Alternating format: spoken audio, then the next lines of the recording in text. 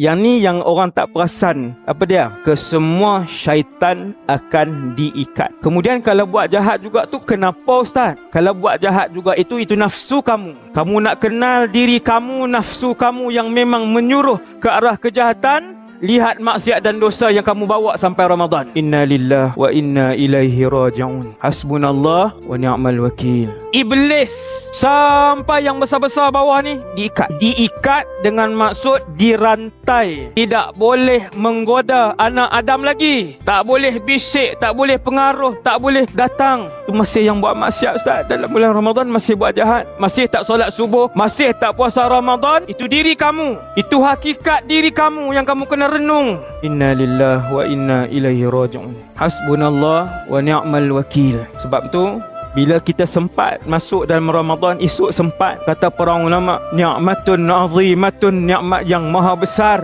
apabila kamu sempat untuk berada dalam bulan Ramadan.